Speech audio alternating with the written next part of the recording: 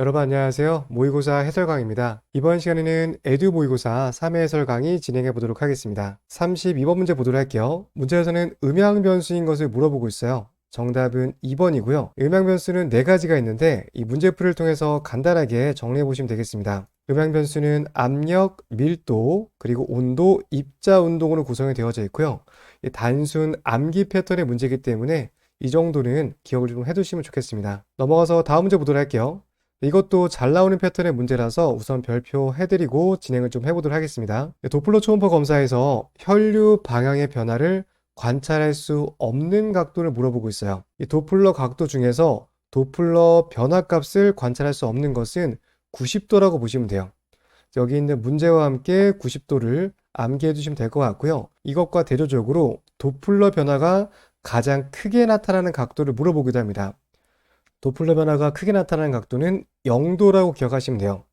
다시 한번, 변화가 관찰되지 않는 것은 90도고요. 반대로 가장 크게 나타나는 것은 0도라고 구분해서 정리하시면 되겠습니다. 넘어가서 다음 문제 보도록 할게요. 측분해는 라테랄 레졸루션을 개선할 수 있는 것을 물어보고 있습니다. 이 내용은 이전 모의고사에서 설명을 드린 내용이라서 바로 정답 찾아보도록 할게요. 2가지 포인트가 있었죠. 라테랄 같은 경우는 주파수를 증가시켜 주거나 또는 초점을 조절해서 초점이 가장 좁은 구역에서 측방향 분해능이 좋아지게 됩니다. 연관되는 정답 5번을 선택해 보시면 되겠습니다. 넘어가서 다음 문제 보도록 할게요. 펄스가 실제 작동하고 있는 시간의 비를 물어보고 있어요. 이 문장 자체가 해당 정답의 어떤 정의와 같은 개념이거든요. 우선 정답을 찾아보면 정답은 충격계수 3번입니다. 이 문장 자체가 충격계수를 의미하는 표현이에요. 문제풀이와 함께 기억하시면 되겠고요. 연관되는 몇 가지 개념 추가적으로만 설명을 좀 드려보도록 하겠습니다. 우리가 일반적으로 사용하는 초음파 진단 장비를 펄스 초음파 장비라고 합니다. 왜 펄스라고 하냐면 음파를 보냈다가 수신되는 이러한 과정이 이루어지기 때문이에요. 그래서 음파를 장기로 보냈다가 수신될 때 여기서 이미지가 만들어지게 되겠습니다. 이런 식으로 펄스를 보내고 주고받는 과정으로 이미지가 형성이 되기 때문에 펄스 장비 또는 펄스 에코 장비라고 하는 게 우리가 알고 있는 초음파 장비라고 보시면 돼요. 자, 그 다음에 이걸 토대로 해서 펄스와 관련된 몇 가지 개념을 좀 보도록 할게요. 지금 보시면 펄스가 한 번 나가고 2번 나가고 총 3번 나오고 있습니다. 펄스가 반복된 횟수가 3번이었죠. 이런 것과 관련된 용어를 펄스 반복 주파수, 그래서 PRF라고 합니다. 그래서 펄스가 몇 번 반복되는지를 보는 거예요. 그러면 펄스가 한 번, 2번, 3번, 4번, 5번 이렇게 반복이 되면 PRF는 몇이 될까요? 5가 된다라고 보시면 돼요. 이해되시죠? 펄스가 몇 번 반복되는지를 보는 게 펄스 반복 주파수 PRF입니다. 다음은 지금 문제에서 설명하는 개념인데요. 이 전체 중에서 실제 펄스가 나간 시간은 이 정도밖에 안 되는 거잖아요. 나머지는 수신되는 구간이었으니까 한 번의 주기 중에서 실제 펄스가 나간 거에 대한 비율을 물어보고 있어요. 이 개념이 바로 충격 계수라고 보시면 되겠습니다. 어렵지 않은 개념이에요.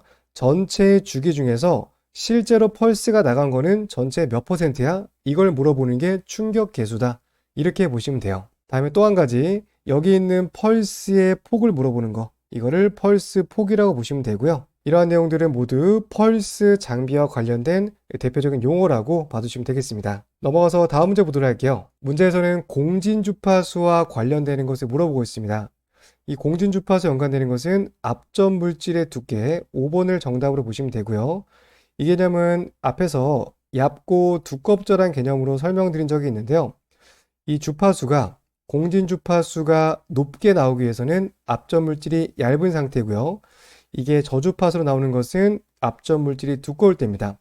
그래서 앞점 물질이 얇을 때 고주파수, 두꺼울 때 저주파수.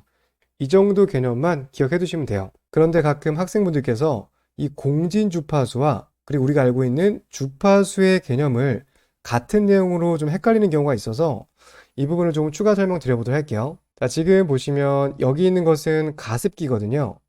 가습기에는 이렇게 수증기가 나오는 것을 쉽게 볼 수 있게 되죠.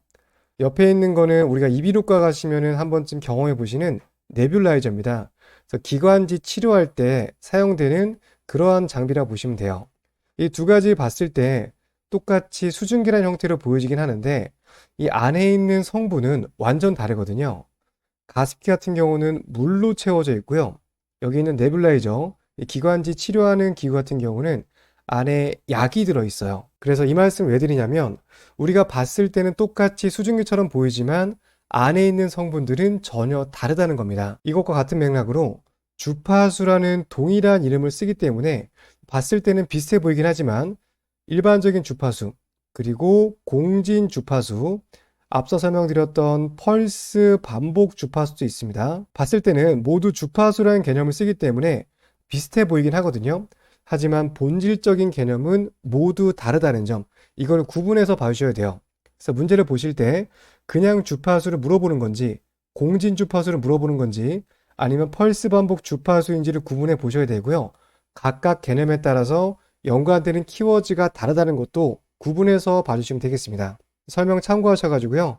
용어가 비슷해 보이지만 다르다는 것 정도만 우선적으로 이해를 좀 해두시면 되겠습니다. 넘어가서 다음 문제 보도록 할게요. 탐촉자와 피부 사이에 공기에 의해서 대부분 발생하는 작용을 물어보고 있어요. 여기 탐촉자가 있고요. 그리고 피부에 대고 초음파 검사를 하게 되죠. 그런데 여기 사이에는 공기가 존재하게 됩니다. 이런 공기들은 초음파가 잘 지나가지 못하고 모두 다른 쪽으로 반사되는 결과를 만들어 주게 돼요. 이렇게 반사가 되어버리면 피부에 닿기도 전에 초음파가 다른 데로 전달되기 때문에 영상을 제대로 만들 수 없게 됩니다. 그래서 이러한 것들을 예방하기 위해서 피부 사이에 이렇게 초음파 젤을 사용하게 되죠. 초음파 젤을 사용함으로써 반사를 줄여줄 수 있게 되고요. 음파가 잘 전달되면서 초음파 이미지가 만들어진다라고 보시면 돼요. 네, 이것과 같은 맥락으로 음향 저항 차이를 줄여준다, 이런 표현도 나타나게 되거든요. 반사를 줄여준다, 음향 저항 차이를 줄여준다, 같은 맥락이라고 보시면 돼요. 다시 한번 초음파 젤을 사용하는 이유는 이 공기에 의해서 반사가 너무 많이 발생하기 때문에, 또는 음향 저항 차이가 많이 발생하기 때문에 이런 것들을 줄여주기 위해서 초음파 젤을 사용한다, 여기까지 봐주시면 되겠습니다. 자, 문제에서는 단순하게 공기에 의한 발생 작용만 물어봤기 때문에 반사라고 보시면 되고요. 만약 보기가 음향 저항 차이가 발생한다, 이렇게 적혀 있어도 연관되는 정답이라고 보시면 되겠습니다. 넘어가서 다음 문제 보도록 할게요. 네, 문제 간단한 내용이라서 바로 정답 찾아보도록 하겠습니다. 도플러 초음파 검사에서 발생할 수 있는 인공물을 에일리어싱이라고 해요. 둘러 겹침, 또는 우리말로는 이제 반접 현상이라고도 많이 하거든요. 연관되는 표현까지 보시면 되겠습니다. 넘어가서 다음 문제 보도록 하겠습니다. 심장 초음파 검사에서 판막에 협착이 있을 때, 이게 중요한 포인트거든요. 혈류 속도를 측정하는 것을 물어보고 있어요. 이 문제 같은 경우는 이제 펄스파 도플러와 연속파 도플러의 차이점을 이해하고 있는지 물어보는 문제라서 이 두 가지에 대한 개념을 먼저 설명드리고 그 다음에 정답을 순서대로 한번 찾아보도록 하겠습니다. 여러분들에게 좀 최대한 쉽게 설명을 좀 드려보도록 할게요. 혼자서 편의점에서 24시간 근무하는 형태를 펄스 도플러라고 보시면 되고요. 둘이서 24시간 근무하는 것을 컨티뉴 도플러라고 쉽게 이해하시면 돼요. 자, 혼자서 근무하게 되면은 가장 큰 장점은 뭐냐면 정확도가 있습니다. 우리가 물건을 판매하고 돈 계산을 하잖아요. 이 돈 계산하는 과정에서 혼자서 근무를 했기 때문에 뭔가 잘못된 것이 있다 하더라도 이 본인이 쉽게 파악할 수 있습니다. 왜냐하면 누구랑 같이 한 게 아니라 나 혼자 있기 때문에 다 모든 것이 내 손을 거쳐서 진행이 된 거잖아요. 그래서 정확도적인 측면에서는 혼자서 근무하는 게 가장 정확하다, 이렇게 보시면 될 것 같아요. 자, 그런데 가장 큰 단점이 뭐냐면 혼자서 근무하다 보니까 과부하가 걸리게 됩니다. 24시간 동안 근무하는 게 하루 정도는 할 수 있을지 모르겠지만 이틀, 3일 연달아서 계속하는 건 무리겠죠. 그래서 이런 것들이 단점이라고 보시면 돼요. 반면 둘이서 근무를 하게 되면 가장 큰 장점은 뭐냐면 과부하가 걸리지 않습니다. 간단하죠. 한 명이 12시간 근무하고 교대로 12시간 근무해주면 되기 때문에 과부하가 걸리지 않는 장점이 있어요. 하지만 단점은 뭐냐면 정확도가 떨어지게 됩니다. 한 번쯤 경험 있으실 거예요. 돌아가면서 근무하다 보니까 이 책임 소지가 명확하지 않은 거예요. 돈 계산이 잘 맞지 않았을 때 누가 잘못한 건지 이 실수한 사람을 찾기가 어려울 수가 있습니다. 그만큼 정확도가 떨어진다라고 쉽게 하시면 돼요. 그래서 정리해보자면 펄스 도플러의 장점은 정확도가 높은 거고요. 단점은 과부하가 걸린다는 거예요. 이 과부하를 다른 말로 반접 현상으로 이해해 보시면 되겠습니다. 내가 담을 수 있는 그릇보다 넘어가게 되면 더 이상 표현할 수가 없게 돼요. 반면 컨티뉴 같은 경우는 둘이서 근무하니까 반접 현상이 없다는 장점이 있습니다. 측정하는 혈류 속도가 아무리 빠르더라도 충분히 컨티뉴 안에서는 표현을 할 수가 있어요. 하지만 단점은 정확도가 떨어집니다. 정확한 위치에서, 특정 위치에서 내가 어떤 결과를 얻고 싶다라고 한다면 이 컨티뉴 같은 경우는 정확도가 떨어지는 그러한 단점이 있어요. 그래서 정리해보자면 펄스바 같은 경우는 정확한 위치에 대한 정보를 얻고 싶을 때, 그리고 혈류 속도가 너무 빠르지 않을 때 사용할 수가 있고요. 반면에 컨티뉴 같은 경우는 정확한 위치보다는 속도가 빠른 속도를 측정해야 될 때 컨티뉴를 사용할 수 있겠습니다. 자, 너무나 중요한 개념이라서 다시 한번 정리해 보도록 할게요. 여러분들 이 내용만 이해하시면은 도플러와 관련된 내용 중에서도 펄스파, 연속파 문제는 모두 풀 수가 있을 거예요. 펄스파 같은 경우는 크리스탈이 하나밖에 없습니다. 쉽게 말해서 편의점에서 혼자 근무하는 거랑 똑같다라고 보시면 돼요. 그러다 보니까 너무 빠른 속도는 측정할 수가 없어요. 왜냐하면 과부하가 걸리기 때문이죠. 대신에 정확도, 이거는 거리의 정확도인데 정확도가 높은 속도를 나타낼 수 있게 됩니다. 내가 얻고자 하는 위치가 여기라고 가정해 볼게요. 정확히 여기에 대한 속도를 얻고 싶을 때 펄스파는 정확한 정보를 제공할 수 있게 됩니다. 이것과 대조적으로 컨티뉴 같은 경우는 둘이서 근무하는 거예요. 크리스탈이 두 개가 있습니다. 그러다 보니까 높은 속도를 표현할 수가 있게 돼요. 다시 말해서 과부하가 걸리지 않고 빠른 속도를 측정할 수 있다. 반접 현상이 나타나지 않는 것이 가장 큰 장점이에요. 하지만 단점은 거리에 대한 정확도가 명확하지 않다는 겁니다. 내가 만약에 특정 구간에 대한 속도를 얻고 싶을 때 연속파는 적합하지 않은 기법이에요. 그래서 이러한 차이점을 이해하신다면 이 관련된 문제 풀이하시는데 충분히 정답을 찾을 수 있다. 이렇게 보시면 될 것 같습니다. 너무나 중요한 내용이라서 강조를 드렸고요. 이 내용 바탕으로 문제 한번 풀어보도록 할게요. 자, 문제에서 포인트가 되는 건 뭐냐면 판막에 협착이 있을 때라고 설명하고 있습니다. 자, 심장에는 역류를 방지하는 판막이 존재하게 되는데 이 판막은 열렸다가 닫혔다. 이렇게 잘 운동을 해야 되죠. 그런데 협착이 있다는 것은 제대로 열리지 않는다라는 뜻이에요. 여기가 그만큼 좁아져 있는 상태라고 볼 수 있겠죠. 그렇게 되면 좁은 구간에 혈류가 지나가다 보니까 속도가 어떻게 될까요? 속도가 빨라지게 됩니다. 다시 말해서 이 문제는 빠른 속도를 측정하기에 적합한 도플러 기법을 물어보고 있어요. 자, 앞에서 설명드렸죠. 빠른 속도와 관련된 거는 펄스파일까요? 연속파일까요? 연속파와 관련된 게 빠른 속도가 측정 가능하고요. 반접 현상이 발생되지 않는 그러한 특징이 있습니다. 그래서 정답이 4번이라고 보시면 돼요. 여러분들 이 문제 이해하셨다면 도플러 문제 풀이 하시는데 충분히 도움이 되셨을 거라고 생각이 되고요. 이제 앞으로 나오는 비슷한 유형의 문제는 따로 설명드리지 않을 거기 때문에 이 문제 풀이를 통해서 확실하게 정리하시면 좋겠습니다. 넘어가서 다음 문제 보겠습니다. 부인과 초음파 검사에서 골반 염증 질환 시 액체가 고여있는 부위를 물어보고 있어요. 이건 간단하게 정답 찾아보시면 되겠는데요. 여성의 생식기죠. 여성 생식기에서 액체가 고이는 부분은 하나밖에 없어요. 바로 쿨더삭 또는 더글라스 파우치, 렉토 유터린 파우치. 정답 5번 선택해 보시면 되겠습니다. 다음 문제 보겠습니다. 정상 성인 2자 초음파 검사에서 음향창으로 이용할 수 있는 해부학적 구조물을 물어보고 있어요. 췌장 초음파 검사할 때는 대표적인 두 가지를 음향창으로 이용하게 되는데 음향창은 쉽게 말해서 참고한다는 뜻이에요. 2자 초음파 검사할 때 어떤 걸 참고하는지 물어보는 내용이다라고 쉽게 이해하시면 되겠습니다. 보통은 이제 지라 정맥을 이용해서 검사하거나 또는 주변에 있는 간을 참고해서 검사하게 되는데 이 간 아래쪽에 췌장이 위치하고 있거든요. 그런데 간 중에서도 간 좌옆 부분이 정확하게는 이 췌장 쪽과 연관이 있다. 이렇게 보시면 되겠습니다. 그래서 보기 중에서는 지라 정맥은 없기 때문에 간을 정답으로 선택해 보시면 되겠습니다. 영화내는 영상 보면서 추가 설명 드려보도록 할게요. 네, 지금 보시면은 간이 이렇게 위치하고 있고 이 아래쪽에 이자가 있는 것을 볼 수가 있어요.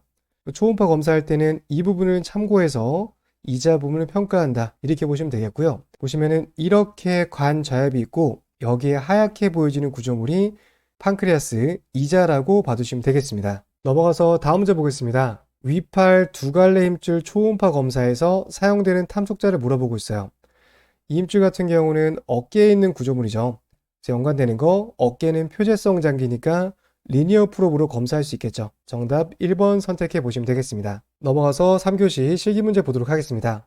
쓸개의 화살표에 대한 설명이다. 옳은 것을 물어보고 있어요. 영상을 보니까 쓸개 구조물 안에 밝게 보여지는 구조물이 나타나고 있고요. 그리고 뒤쪽에는 어둡게 떨어지는 섀도잉이 보여지고 있습니다. 이런 걸 통해서 알 수 있는 것은 단단한 구조물인 것을 예상을 해볼 수가 있고요. 쓸개 안에 단단한 게 있으니까 우리가 쉽게 말하는 담석이 있다 또는 쓸개 결석이 있다 이렇게 예상을 해볼 수가 있겠습니다. 정답은 5번 선택해 보시면 되겠고요. 나머지 보기 보도록 할게요.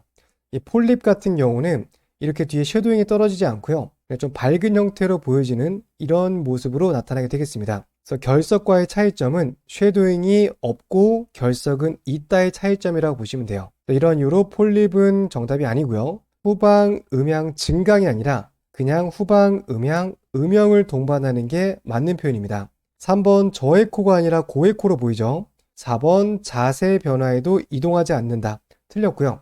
보통 결석이 있는 경우에는 움직임에 따라서 결석이 이동할 수가 있어요. 자세 변화에도 이동하지 않는 것은 이 폴립과 관련된, 폴립은 여기 딱 붙어 있거든요. 그래서 폴립과 관련된 표현이다라고 봐주시면 되겠습니다. 넘어가서 다음 문제 보도록 할게요. 남자 하복부의 초음파 영상이다. 옳은 것을 물어보고 있습니다. A는 전립선이 아니라 정낭이고요. B가 전립선입니다. 그래서 A, B 틀렸고요. C 영상 같은 경우는 가로 스캔이 아니라 세로 스캔 영상이에요. 여기 있는 부분이 전립선이고 이게 정낭입니다. 다음에 D번 영상 같은 경우는 직장 쪽으로 탐촉자를 넣어서 검사한 거거든요. 이거 같은 경우는 소변 채우지 않아도 검사 가능하기 때문에 4번 틀렸고요. 5번 고주파의 미세 곡선형 탐촉자가 사용됐다. 정답 5번이네요. 미세 곡선형이라는 표현보다는 일반적으로는 이제 방사형 프로브라는 표현을 많이 사용하기 때문에 이 표현을 잘 기억하시면 좋을 것 같습니다. 다음 문제 보도록 할게요. 자, 문제는 좀 잘못된 부분이 있는데요. 영상에 대한 설명으로 틀린 것을 물어보고 있어요. 틀린 것은 1번부터 4번까지 다 틀린 보기라서 제가 볼 때는 아마도 맞는 것을 물어보는 문제가 아니었나 이렇게 생각을 해보고 있습니다. 우선 보기부터 하나씩 보도록 할게요. A 같은 경우는 고안 부석체가 아니라 부고안입니다. 다음에 B 같은 경우는 미세석회화가 보이긴 하지만 정상 피종, 이건 세미노멀하고 종양이거든요. 종양이 아니라 그냥 고안입니다. 3번 C 구조물은 고안 동맥이 아니라 고안 세로칸이라고 하는 구조물이라서 틀렸고요. B의 음낭 수종은 보이지 않고 있어서 틀린 보기입니다. 자, 5번 보기 보시면은 고안 검사를 위해서 구분에는 직선형 탐촉자가 필요하다. 이거는 맞는 표현이죠. 그래서 만약 문제가 맞는 것이라고 물어봤다고 한다면 정답을 5번으로 선택할 수 있겠습니다. 자, 이런 부분들은 좀 아쉬운 것 같아요. 조금 문제를 제작을 하실 때 충분히 검토했다면은 이런 실수가 없었을 텐데 조금 아쉬운 부분이 있습니다. 넘어가서 다음 문제 보도록 할게요. 동일한 환자의 간을 초음파의 매개 변수를 조정했대요. 그래서 이 두 개가 같은 사람인데 초음파 장비에서 어떤 거를 조절했을 때 이런 차이가 나타나는지 물어보는 문제입니다. 자, 이 영상을 보시면은 영상이 전체적으로 조금 부드럽게 보이죠? 반면에 옆에 있는 영상은 조금 거칠게 보여지는 것 같습니다. 이러한 차이점을 만드는 것은 동적 범위와 연관되는 내용이라고 보시면 돼요. 영상이 부드럽게 보이는 것은 동적 범위가 넓을 때고요. 넓으니까 표현할 수 있는 회색조의 개수가 많아지게 되고 영상이 전체적으로 부드럽게 만들어지게 됩니다.